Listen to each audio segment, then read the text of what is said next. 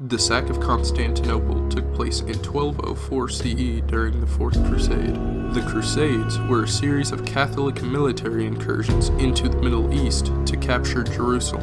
The First Crusade began in 1096 CE when European kingdoms answered the call of Pope Urban II to capture Jerusalem. This crusade was successful due to the Crusaders' capture of Jerusalem in 1099. The city wasn't held for long after, as Salah ad-Din captured the city in 1187, in turn prompting the start of the Third Crusade, which tried to recapture Jerusalem but failed to do so.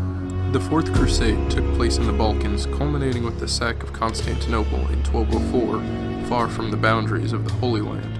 The leaders of the Crusader army that sacked Constantinople were Count Baldwin of Flanders, Count Thibaut of Champagne, Count Hugh of St. Pol, Count Louis of Blois, Marquis Boniface of Montferrat, and Enrico Dandolo. Enrico Dandolo was the Doge of Venice and was supporting the army by transporting it on 200 Venetian ships.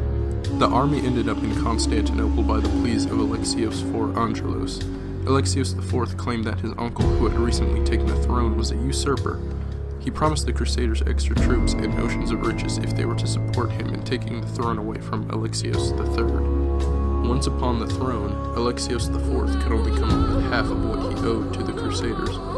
Along with his rising unpopularity among the Byzantine people, Alexios feared for his life and petitioned for the Crusader army to stay over the winter to protect him as he consolidated power and collected the remainder of their reward.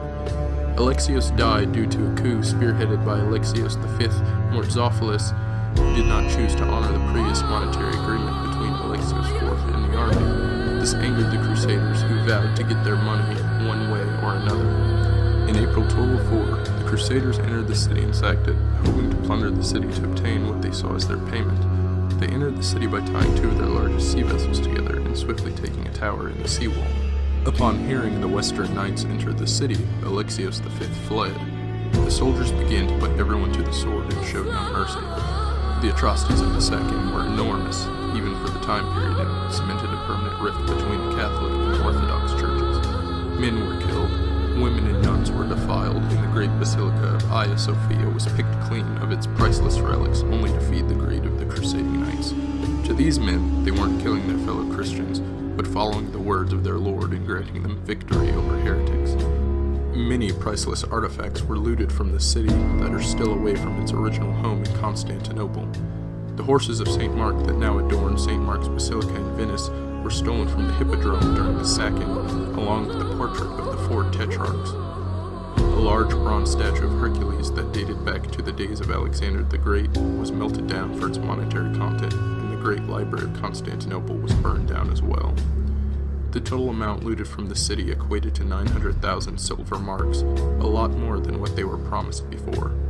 Shortly thereafter, on May 16, 1204, the Crusaders gathered in the Hagia Sophia to proclaim Baldwin, Count of Flanders, as the first Latin Emperor of Constantinople, of the newly founded Crusader state, the Latin Empire of Constantinople. The sacking had dire consequences for the region.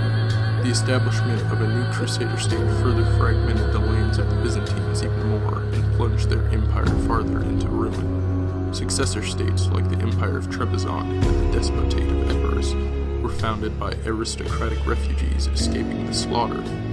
Even though they retook Constantinople in 1261, the Byzantines were too far into ruin to ever recover, even up to their demise by the Ottomans in 1453. Upon hearing the news of the city's capture, Pope Innocent III was delighted until reports about the atrocities started to funnel in. He viewed these knights that assaulted their Christian brethren with anger, going as far as accusing a senior noble with turning away from the purity of your vow when you took up arms, not against Saracens, but Christians, preferring earthly wealth to celestial treasures. In the eyes of the Pope, this was an egregious offense of heresy.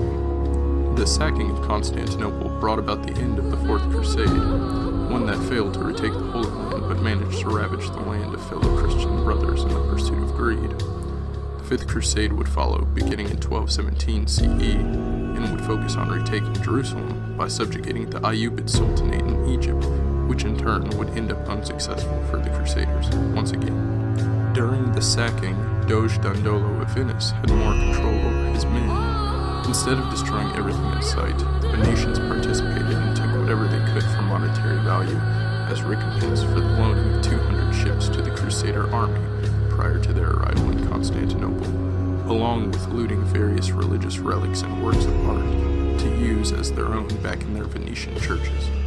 Out of the 900,000 silver marks acquired, 150,000 silver marks went to the Venetians for support, and the Crusaders received 50,000. Furthermore, another 100,000 silver marks were split evenly between the Venetians and the Crusaders. A final 500,000 silver marks were kept secretly by many Crusader knights. To get this money, Crusaders ravaged the civilian population for spoils of war, sacked churches, temples, and convents. Their altars were smashed and ripped apart for their precious gold and marble to be carried off by warriors as compensation. It would take until the modern era for the wounds of the sack of Constantinople to start to be healed. Pope John Paul II in 2001 expressed extreme sorrow for the event perpetrated back in 1204 by writing to Christodoulos, the Archbishop of Athens at the time.